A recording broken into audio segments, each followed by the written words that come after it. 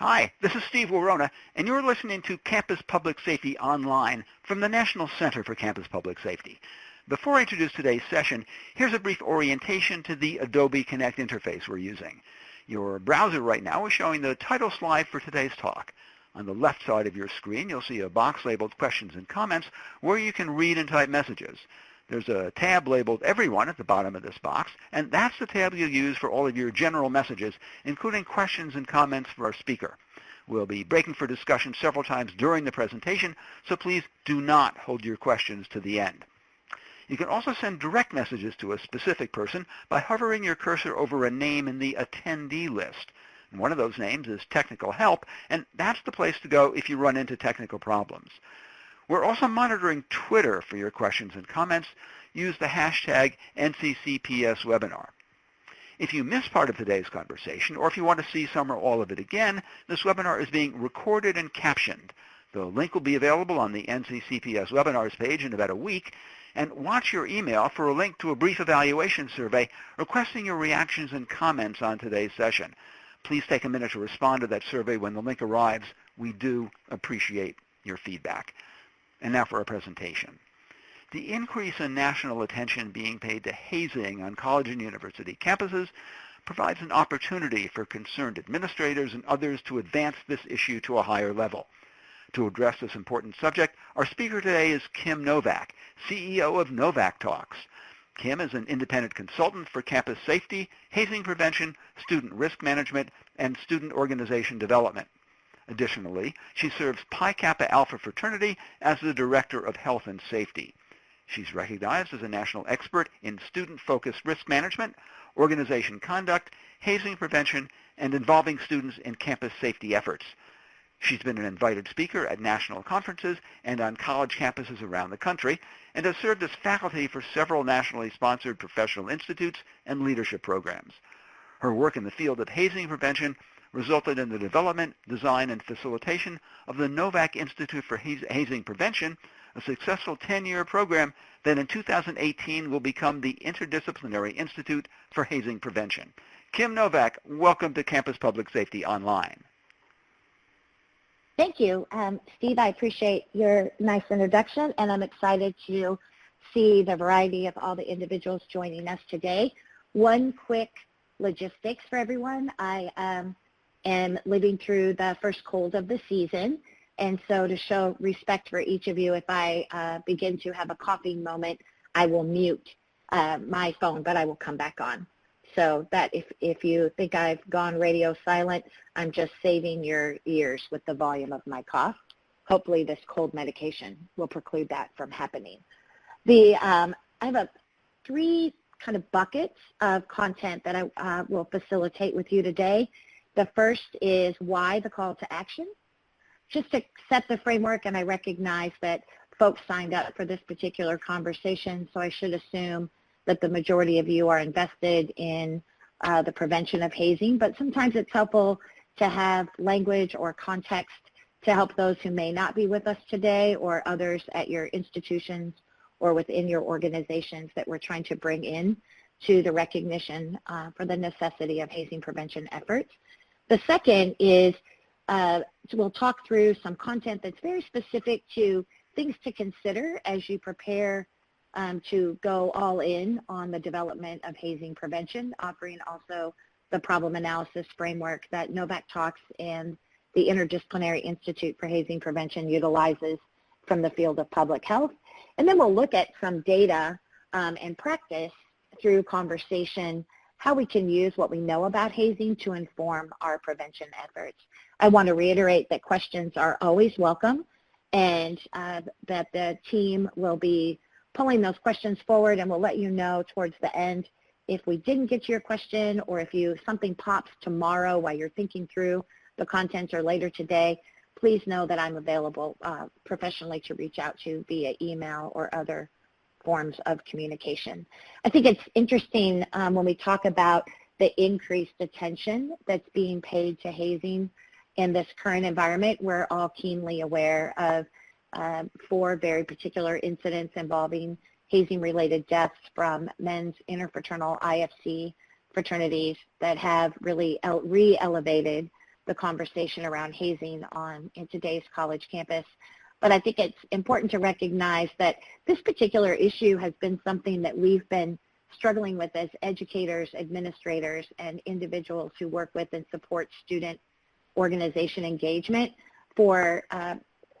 since the inception, actually, of higher education in our country. I often hear students in particular, and sometimes those that support them, talk about how hazing wasn't really an issue of concern until either post-World War II or in the mid-1980s. And although both of those periods in the timeline of higher education saw shifts in hazing behaviors, hazing has actually been considered contrary or negative behavior since the inception of the word itself. I'm a big fan of studying the history and etymology of words, and that's why I offer you this on your slide. And I find it interesting that from its very inception of concept, it's been considered something that is unpleasant, unnecessary, that can lead to terror or frightening or confounding outcomes for the individuals that are facing it.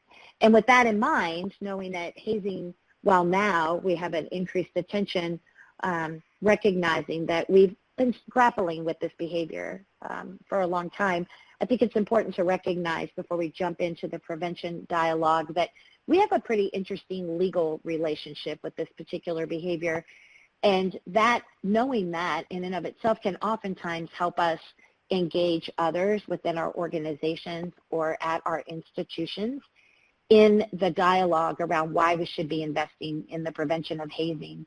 It's an interesting study of case law to go back historically into the 1800s and look at all the different ways that institutions and organizations have found legal liability through the legal relationship with hazing, everything from claims of assault or battery to negligence or premise liability that lands in the realm of landlord-tenant or social host liability. And there have been cases related to all of these in the history of higher education and hazing.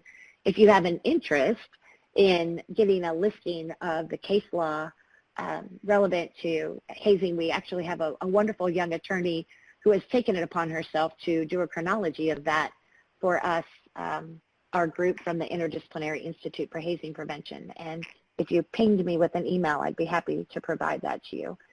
In addition to understanding our legal relationship with hazing, I think an initial step into the conversation wherever you are at your institution or within your organization with this dialogue is to take a moment and make sure that you're familiar with your own state's law.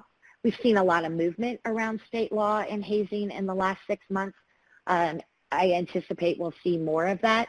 The importance of having an appreciation for how hazing is legally defined within your own state is to have a sense of what the core objectives of the legislation are. For example, in my state, in the state of Texas, this is not the complete law, but it's important as we worked on hazing prevention, starting for me professionally back in the mid-90s when I was a conduct officer at a large public university in Texas, and this law read the same at that time, that we had an appreciation that our law didn't just apply to those who were committing the acts of hazing, but it had very specific language regarding those who had knowledge of or were bystanders to the behavior of hazing. And we had to give that consideration in a number of areas. One, as we crafted our own student codes for the institution. Two, as we developed educational and prevention initiatives for addressing hazing at our institution. And really to have a deep appreciation for the fact that if we were going to use the enforcement approach to hazing, we had to think past just those that were actually directly involved in the behavior. And that was important for us to know. That's not the case in all state laws, but it's important to understand where your state sits, because I think that part of the increased attention on the behavior of hazing is looking at not just our own codes of conduct and how we as institutions or organizations are responding to it, but how our state's talking about the behavior of hazing. There's been some interesting trends in this area in legislative shifts, and most folks would be anticipating that I would have posted information here about the Pennsylvania law, which has been most prominently in the news in the last maybe 5 to 7 days. I chose instead to use the law from the great state of Louisiana because, one, it had already passed through legislative systems. The governor had signed these 4 bills into law, and also because I've had the pleasure to work with the University of Louisiana system on how they as institutions are responding to this particular legislation. I think we will see an increase in dialogue at the state level for legislators regarding state laws. There's such a myriad of different laws out there for the now 45 states, with Pennsylvania coming on board, that have some legal language regarding hazing in their state codes, but the variety of those is so different. In some states, it's not a criminal code, it's civil only. In others, it speaks to misdemeanor behavior, and in other states, hazing is now classified as a felony.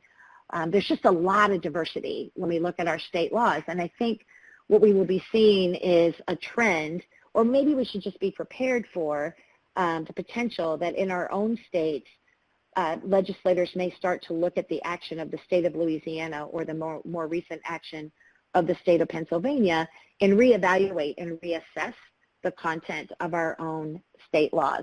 So I think it's important to pay attention to what's happening. Probably the 3 big trends are compelling to report in state law, the requirement for annual prevention education for all students being codified into state law, and then elevating the behavior of hazing to the level of a felony.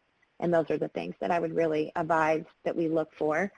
Not to spend too much time on it, but I think it's also important to note that we have a call to action in front of us, not just because of increased attention, state legislative shifts, but also because when the higher ed bill goes up for reauthorization on the Hill, we should anticipate potentially the passage of the REACH Act, which will also shift how our institutions are expected to engage with the behavior of hazing. If you have interest in getting a better sense of what that might look like, the University of Vermont recently hosted a law conference, and we did a session on this directly, and they videoed that session, and I'm happy to provide a link to that video as I'm able to individuals who weren't able to join us in Vermont. So that's kind of the foundation of why a call to action, because legally we have a responsibility, legislatively we're being called to act, and ultimately it's just the right thing to do. And how do the laws fit into our prevention efforts? I'll pull this through to our next conversation, but right now I want to give a quick pause to see if we have any direct questions. Thanks, Kim. And yes, as Kim just mentioned, if you do have questions or comments for our speaker today, please type them into that chat area on the left side of your screen where it says questions and comments, and we will ask them of our speaker in several breaks that we have planned between now and the end of the hour. Kim, someone notes, our policy mirrors our state law verbatim. Is this best practice? Great question. I think it depends on the content of the state law, and I'm sorry I can't give a more direct yes or no answer. I think it's important that we recognize or acknowledge the content of state law when we write code. Best practice in the field of student conduct administration, going back to lessons taught by Ed Stoner, John Lowry, and others in the drafting of model codes, would advise against using legal language in our student codes. So there's one answer, that it's not always best practice in the field of student conduct administration. Probably more specifically, some state laws are pretty limited in what they address as hazing. So if the state law only speaks to severe physical hazing, and what we're trying to address at the institutional level is the gamut of hazing behaviors, then it would not be in our best interest to specifically mirror the state law. I really advise that individuals have code language for student behavior and then reference as an appendix the state law. We have a question from Terry Hines, who actually takes off from your comments there, Kim. Terry asks, is there any commonality in how hazing is defined across the states? If not, how would mandatory reporting, such as that proposed by the REACH Act, be helpful across the states? If it's not a crime in all states, would the data be non-comparable or require people to know the nuances of state law to make sense of it? Terry, that's, again, another great question. The federal government has, those sponsoring the REACH Act, have actually addressed that by giving a federal definition to the behavior of hazing, which will make it different in context than other reportable crimes.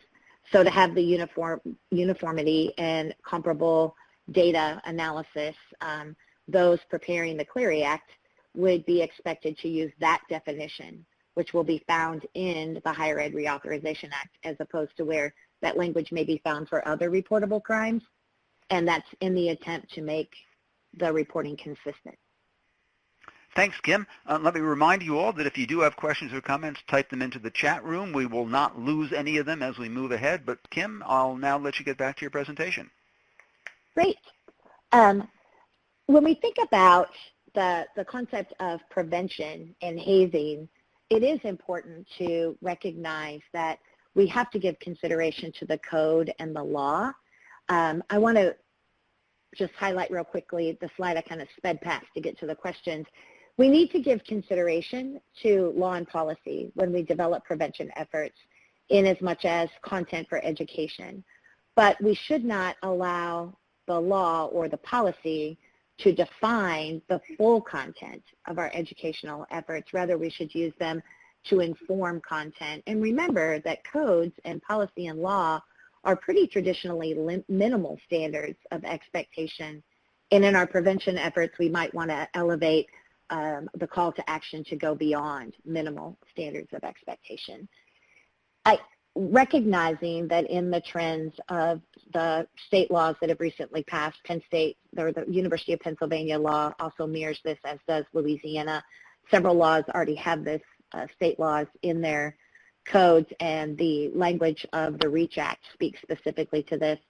The expectation that institutions are providing hazing prevention education. That language is specifically used in the REACH Act. In other contexts, it just says hazing education. Interestingly enough, we're actually trying to teach anti-hazing education. But it's important, I think, to start by understanding that this will not be about how do we have a program, what's going to be the model, the program that every institution or organization should utilize to prevent hazing, because prevention is not a program, a standalone program. Prevention is actually a systemic process that we go through in order to develop programmatic initiatives that are specific to the environment in which we are working and specific to those entities with which we are working. And it really necessitates an ongoing problem-solving approach to our work. And so I offer, this comes from the field of public health. I know I have colleagues, we have colleagues with us today from the Gordy Center, a dynamic organization that's housed in Virginia. They're a national center. It is comprised of a number of individuals from the field of public health, and this is how they approach their work. We have other entities that have also joined us to do a lot of work in this area. In an hour's time, we don't teach the entire framework for prevention. So I thought it would be important to focus on the core, and that is how we start hazing prevention is by first doing a problem analysis of what hazing looks like within our own institutional environment or within our own organizational environment. And oversimplified explanation of the problem analysis or the prevention framework, not inappropriate or not a bad explanation, just very simple. For those of you who have a background in public health, I want to acknowledge that I'm really simplifying something that could be a little more complex. But how we start with the prevention effort is first having a keen understanding of what hazing looks like at our own institution. And that can vary according to typology of student group. A lot of times my colleagues say, this is just the facts, ma'am.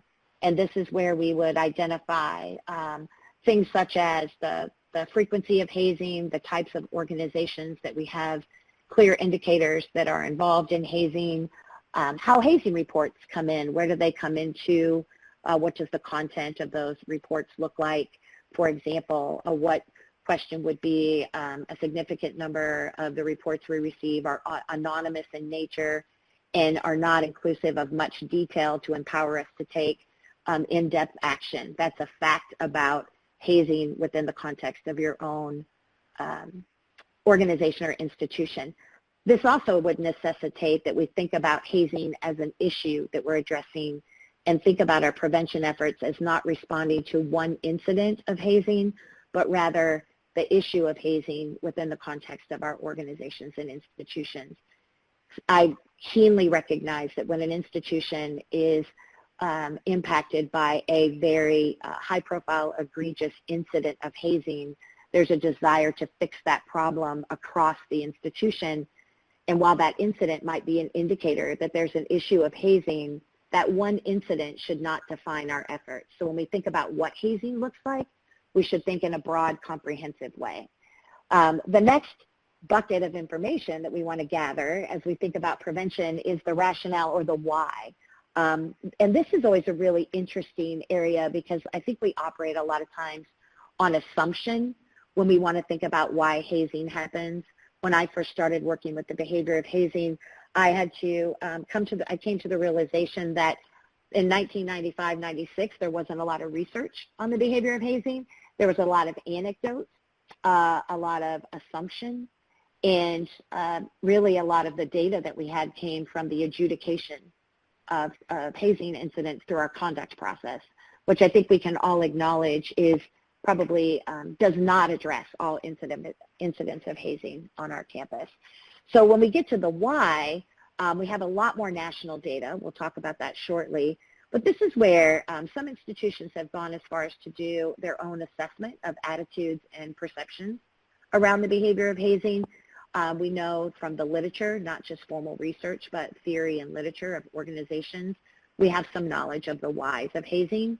And once we have a sense of what the problem looks like, a researched and literature-informed understanding of why hazing may be happening, and then we can start to think about what's in place, what's the current context of our efforts at our institution now, how are we talking about addressing, engaging with the issue of hazing, and what are the factors that could impede process, not just what are we currently doing, but what's our current environment around this particular issue. For example, are we struggling with a legal philosophy that we should not get too involved in the governance or operational systems of our student clubs, teams, and organizations, lest we create some duty, which is a relatively antiquated legal premise, as we've learned from Professor Peter Lake.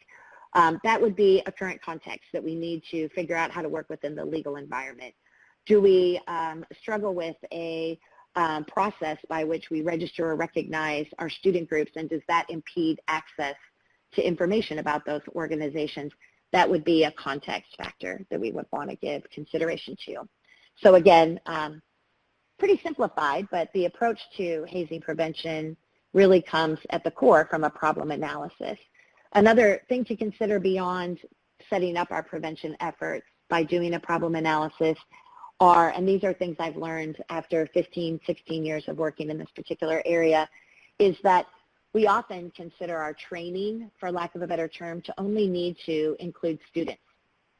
Periodically, we'll extend that to those that directly support students, advisors to student groups, potentially coaches for athletic teams. But we really need to think very comprehensively about the issue to have an effective approach to our prevention efforts. And so these are just some areas to give consideration to. How are we engaging our senior administration in the conversation?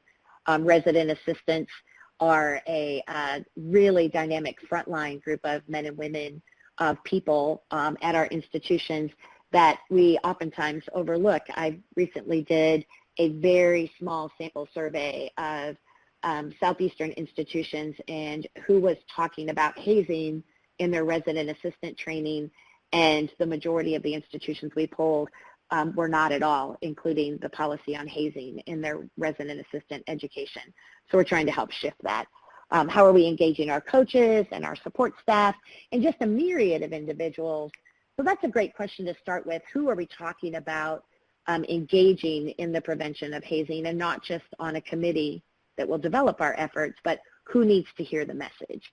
Also, some best practice would be that we have a policy on hazing. I've worked with several institutions over the years that have discovered that they actually have 5 or 6 policies around hazing, or the interpretation of the policy varies so greatly from type of organization.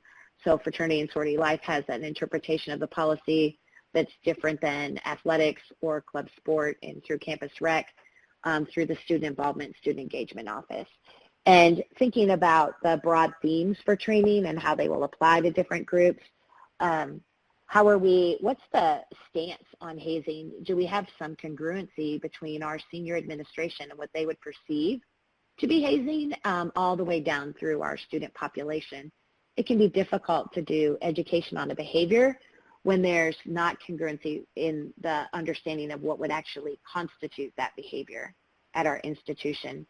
And a lesson I learned from my mentor, Dr. Bill Kibler, is that if we address hazing behaviors through an adjudication process, we need to be consistently inconsistent, meaning that we should have a consistent level of response that will potentially have inconsistent outcomes based on the nature of hazing that we're addressing, or the history of the organization and their involvement with that particular behavior. We all can acknowledge that hazing runs a pretty broad gamut. Some people like to talk about little hazing versus big hazing. Kim Novak just likes to talk about hazing, so as not to minimize some behaviors as potentially acceptable. And I issue the challenge that we set up a system that necessitates that all reported incidents are somehow acted upon. Maybe not through the formal conduct process, but that we don't just throw our hands in the air and say we can't do anything, but really think critically about what are our options to bring forward the information that's reported to the best of our ability to have some level of response. It's also important to know that different group dynamics amongst different types of student organizations can play into the context for our prevention efforts. A one-size-fits-all is pretty rare in regards to prevention education or prevention initiatives.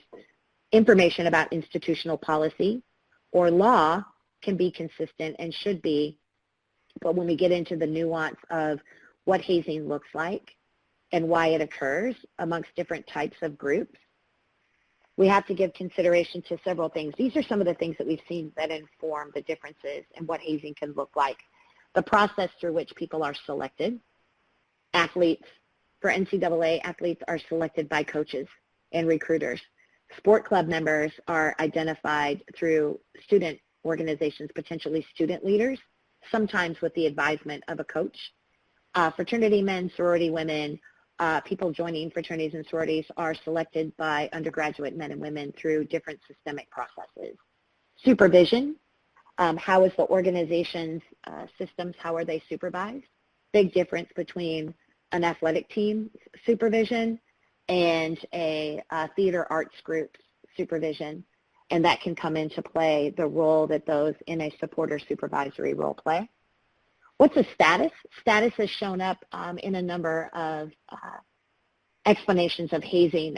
Very high profile, highly sought after memberships in elite, for lack of a better term, student clubs and organizations, ironically can increase the probability that hazing will occur, even if those individual students are selected through a formal process for membership in a ambassador group or a high profile student governance organization or other types of groups.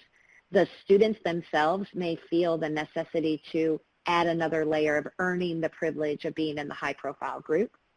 And then, of course, we should acknowledge that there are certain organizations that are perceived or seen as hazing groups. And this doesn't mean that's who we should target. It means that if the perceived norm is that hazing should happen within the organization, there's a higher probability that will actually occur. And there's a nice framework for when we develop our initiatives that is really comes after the prevention piece, But I encourage everyone to think about the constructs of not just getting the standards out. We have to go beyond communicating the standards or the policy or the rules. Students oftentimes will call that the litany of thou shalt not when they talk to me, or the list of what we can't do. When we think about how we'll educate on the behavior of hazing, it's oftentimes important not just to talk about what students can't do, but to give some time to those things that they can do and what a healthy process of joining can look like. And as initiatives are developed post-problem analysis, it's important to think about the steps that come to us from organizational change in the field of public health. This actually comes from work from Dr. Michael Klitzner.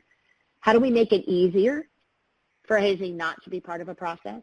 How do we recognize that hazing isn't always part of joining processes with all student groups and give some appreciation to that? How do we make it harder for hazing to occur? An example of that is at the University of Alabama in Tuscaloosa several years ago. They issued a time limitation on when the newest members of fraternities and sororities could be at facilities or new member ed could take place, not because they don't think hazing can happen after midnight, but because they recognize the more severe and pervasive hazing was occurring in the early morning hours. So they made it harder for that to occur by putting restrictions and systems to manage those restrictions into place. And how do we raise the cost of hazing beyond just some level of accountability? I think that's what the parents group is calling for, is there has to be greater consequence to those who choose to haze. And then ultimately, depending on your institution, how do we make physical space safer? All things to give consideration to as we develop initiatives. And with that, I'll give a quick breathing pause and see what other questions we have. Thanks, Kim. Margaret Ochoa heard you reference an expert, Dr. Michael, and she didn't catch the last name. Yes, it's Dr. Michael Klitzner, and he, it's Klitzner.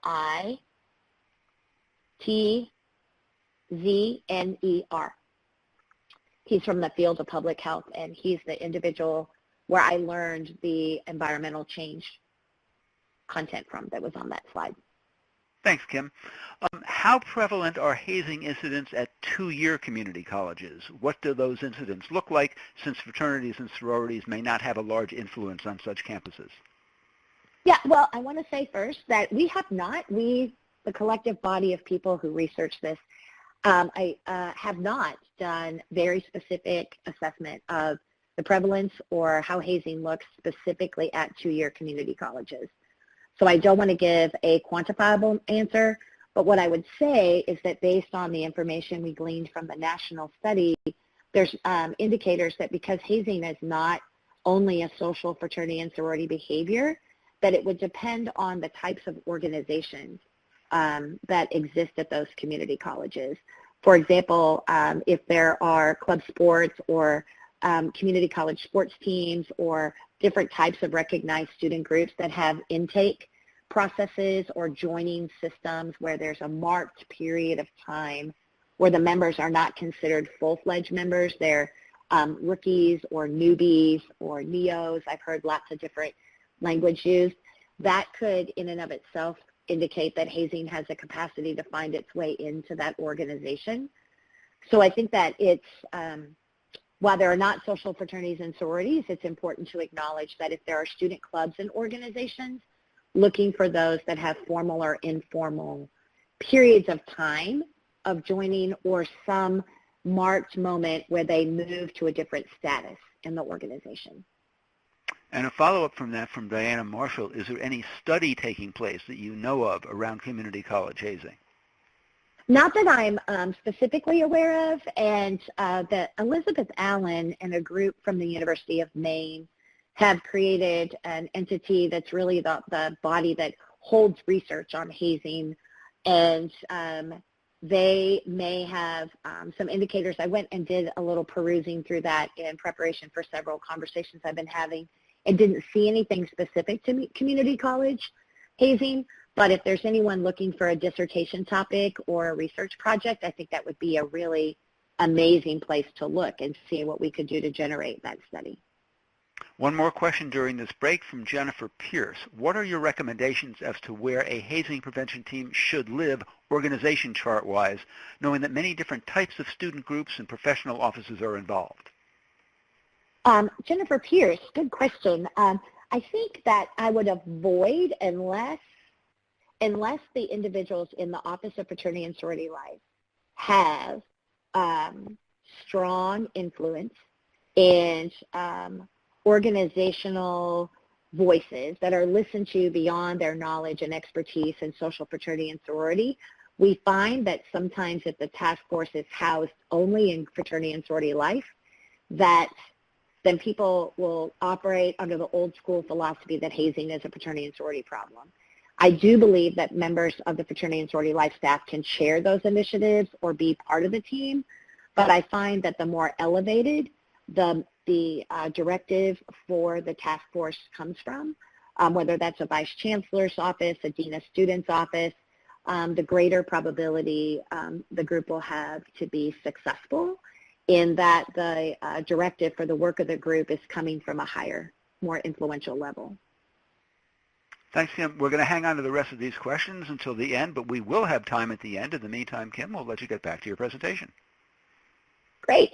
So we've thought about why a call to action, state laws, current social perspectives, and really I think the exhaustion of people with this behavior and the consequence of the outcomes and the death of students, which is an unfortunate catalyst for a call to action. But I also believe that there's a lot of folks who for a long time have recognized that we have to continue our work around this behavior. And then if we think about how do we approach it, what are some things to keep in mind, doing the problem analysis, thinking critically about who needs to be not just part of the team, but who needs to receive education and development around the issue, thinking about how it shows up, not just within the how it looks, but how does it show up within understanding and context within our organizations are all very important factors. And then thinking about using best practice as we develop our efforts beyond the problem analysis, making the desired behavior easier, et cetera. I thought it would be helpful if we kind of looked at some of the things that we've learned about hazing. We know more about this behavior in 2018 than we have ever known in the history of higher education, because there are more individuals who have committed their time and talents to the true research and analysis of the behavior, and also the capacity to look at literature and theory outside of the behavior of hazing, organizational dynamics, organizational theory, and be able to cull from that literature and that work information that helps inform the role that group dynamics play in hazing. So that's really exciting for us that we've learned more and we know more now. So we're not having to shoot from the hip, so to speak, or operate from anecdote when we think about the behavior of hazing. I think the most significant attribution for this needs to go to the team from the University of Maine.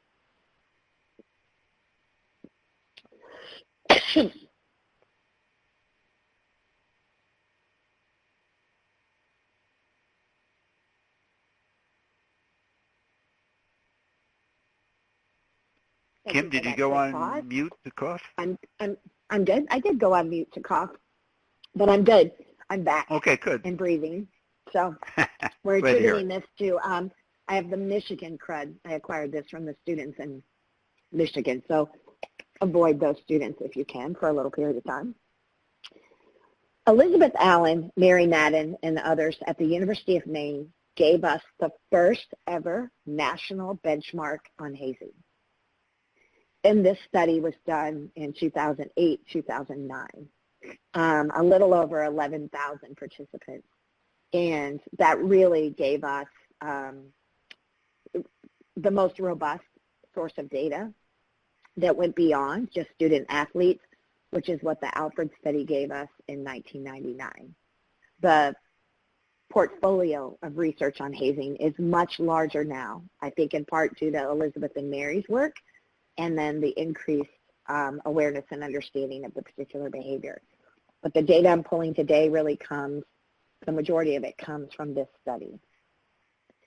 Not intended to be an exhaustive list of what we know, but just some thinking points on how this might inform our prevention efforts as an example of how you think through what we know about hazing. So we are aware that from the study that more than half, 55% of college students that were involved in campus clubs, teams, organizations, whatever language is used, had experienced some form of what would be considered hazing by a general definition. And what was interesting in that was it really kind of set our awareness, it reestablished our awareness that this is an institutional issue that needs to be addressed and not just the social fraternity and sorority issue that needs to be addressed. It also helped us to have a deeper appreciation for the impact or how this is showing up. It's important to recognize that I would not take this data and then say, oh, that means that for all of you on the call from institutions or on the webinar, 52% of your students have experienced hazing, because we have to give context to the study and how the questions were asked. The students that were evaluated, that was the percentage. And the question would be, how is hazing, if we looked at how hazing shows up within your own organization, your own institution, you might have a different set of numbers of students who've experienced hazing at the collegiate level.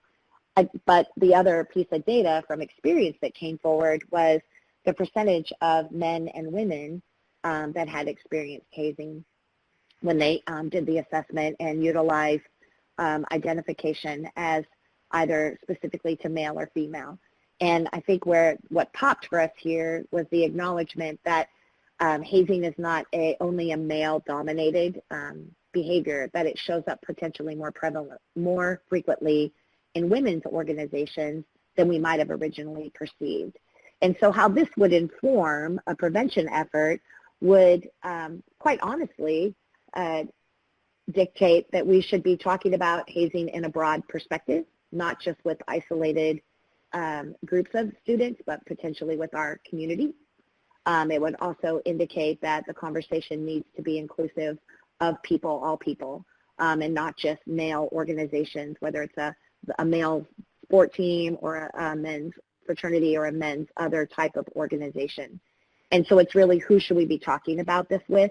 And I would say that I'm not sure I would spend a lot of time assessing or analyzing whether or not we should be talking broadly about the behavior at our institutions, quite honestly, because I think this data is pretty valid. But number two is because the laws and the policies and the federal legislation that are simmering out there are already telling us that the expectation is that hazing prevention initiatives or efforts should be reaching all students, not just an isolated group of students. In addition to having that understanding, we saw that hazing cuts across different types of student groups. And while this particular study was done in 2008 and 2009, from some lesser comprehensive studies, we've seen some strong consistency in this data.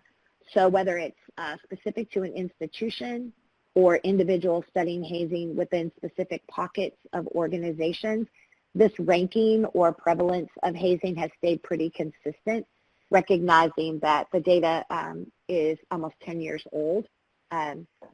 We have seen consistency and affirmation of some of the data from other lesser studies, so it looks consistent. And that's why I picked these particular data points. But I think that the importance here is not to say that 74% of your varsity athletes will be hazed, but to acknowledge that what this gives us is an understanding of hazing cuts across typologies of different student organizations. It shows up differently. Think back to the slide I offered just a little while ago, based on context of the organization, but it's showing up. And how I've seen most people use this knowledge and this information is to help reinforce to their institutions and those they work with that this is not a social fraternity problem and that we need to be broad in our engagement of individuals around the topic. Our federal legislators are aware of this, as are the states where the catalyst for change in law has been a fraternity death. They are still speaking about, in their new legislative mandates, talking with all students, not just with men's fraternities. This particular data point from the national study, and that was reaffirmed in a recent study on high school hazing, as recent as I believe it was 2014, potentially 2015. It ran pretty tight to the percentage of students who've experienced high school hazing. This was also a data point that was reflected in some early data from the Alfred study in 1999, and it's shown up consistently right around these same percentages. I saw a recent study that showed 48%, so pretty close for margin of error. And some people will look at this and think, oh, what that means is that if we know hazing shows up in high school, then what we really need to do is focus our energy on the reduction of hazing at high school. Yes, some people need to give their time and talent to hazing at the high school level. However, I think it's important that we think about our sphere of influence and not just our circle of concern, to use a little Stephen Covey, and to recognize that before we go and put, for example, we might say, oh, this means we should send college students into high schools to talk about hazing not being a good thing. Yes, potentially, but before we get there, I think we should focus on how we're messaging at our own institutions and on our campuses. And how I would use this data point would be to tell me we probably need to start talking about this at orientation, because if students are coming into our institutions having had experienced hazing, that can then lead to some misperceived norming or the perception that hazing should be part of joining an athletic team, a sport club, a social fraternity or sorority, or another student organization. And so to minimize the impact of that prior experience, we should start our conversations sooner rather than later with those individuals.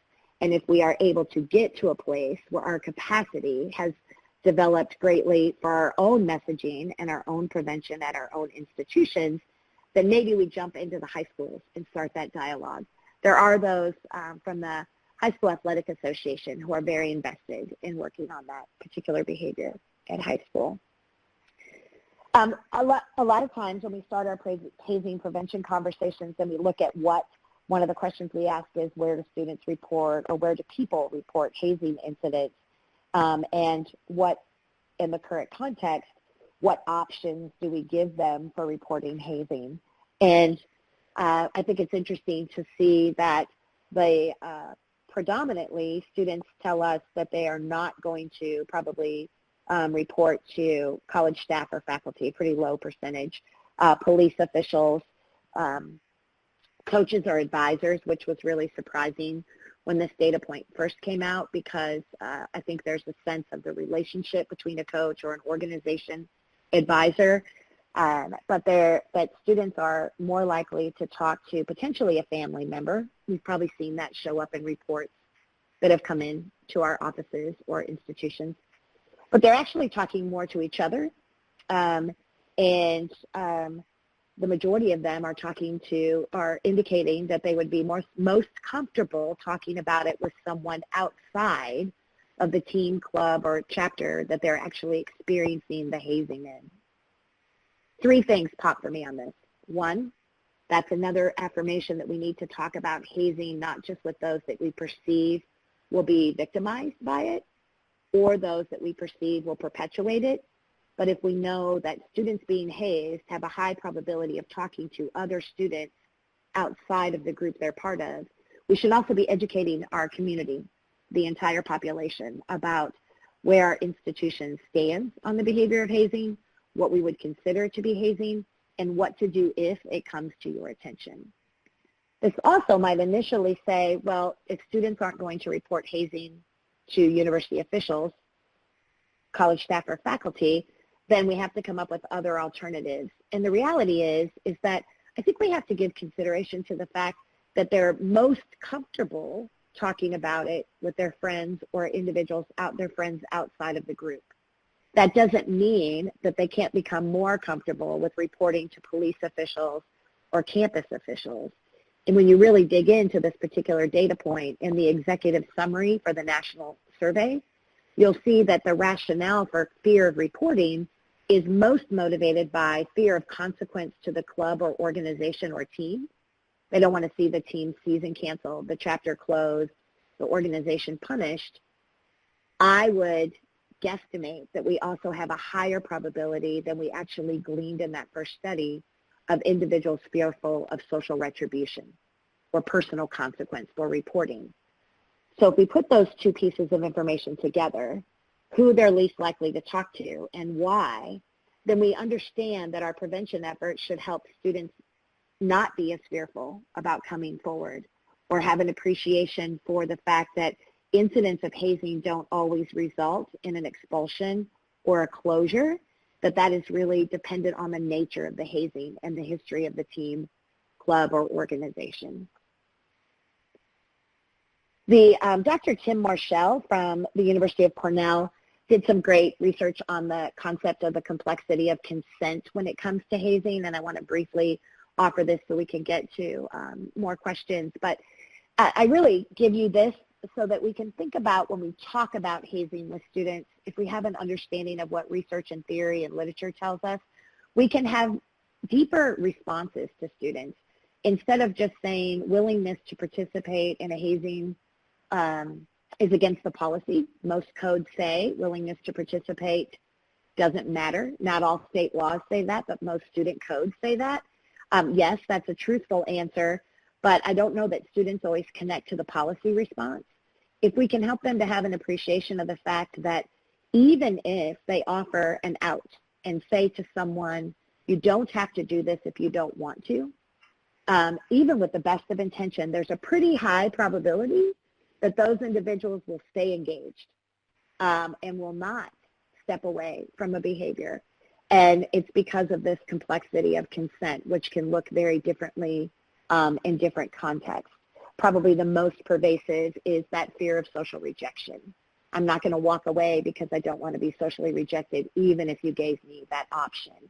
So how can we use literature and theory to speak more deeply about the behavior of hazing? I think is of great importance. And don't forget, as we analyze the what and the why of hazing in the context of student behaviors, that it's equally important that we scan our own environments of our institutions and our organizations and have an awareness of what could be contributing outside of the student mentality or the club mentality to the behavior of hazing within our institutions. And that's just a quick reminder about the importance of how the environment of our institutions can contribute to problematic behavior. Steve, if it's okay with you and Andrea, I'm going to leave this slide up for just a little bit while I take some questions before we wrap up. Is that okay? Sure. You do have one more slide, or are you not planning? Yep, Okay. I'm good. Sure. No, that's fine. Sure. Let's see what questions we have pending here. Kim, you earlier noted that the Allen and Madden University of Maine study was 10 years old, and you indicated that there was some reason to believe that there was still plenty of validity to it. But Diana Marshall also picked up on the age of the study and wonders, is there anything new on the horizon? Are there other studies coming along? There's a lot of other studies that have happened, not at the level of the national study and the comprehensiveness, but we've seen more studies published. Dr. Keith Ellis from the University of South Carolina just published some great research on policy. Paul Kittle from Auburn, now at High Point. So the research is there. It just doesn't look like the national study. I have not heard of a plan to repeat the national study, but the lesser studies have shown a consistency in the outcome data. So it stayed pretty consistent, even if it's only focusing on one component of the national study. You mentioned earlier that there was somebody available who could provide more information on case law, and Bridget Thomas was wondering about the reference to that person. Kim Novak. If you contact me, I'll share the resource that our law student designed for the Institute. Do you have tips for care team case managers? I think the best tip I have is that we should be tracking behaviors of hazing in the care team. I think that, and this is a whole area that I would love to be able to dedicate more time to in my career, is individuals who are survivors of hazing, who are victimized by the behavior of hazing, oftentimes are not supported in the same way that victims of other acts of violence are supported. And it's not a one-size-fits-all advocacy model, but I think that as care teams think about not just the recording of incidents, but systemically evaluating what is the support that we give to those who do come forward and report or who have been subject to the victimization and then survive incidents of hazing. And I'm not sure if that's a direct answer to that question, but that's how I think about it in the context of care teams. What systems do we have to support those who do come forward? Luis Suarez says, I have a conservative student who is being socially excluded due to her beliefs in a majority liberal campus. How to help when the group could be considered 99% of the campus? Wow. Luis, I'm thinking how I would respond to that specific question.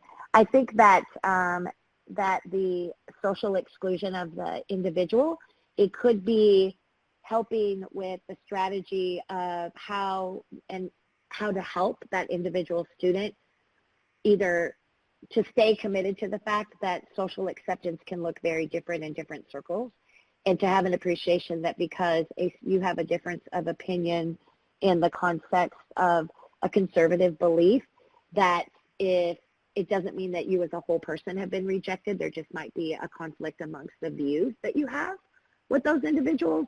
And how do we identify the difference between a disagreement over a belief and a complete rejection of an individual student? I think that I would also want to provide assistance through counseling and mental health support for students who's being ostracized for what can be perceived as 99% of a community.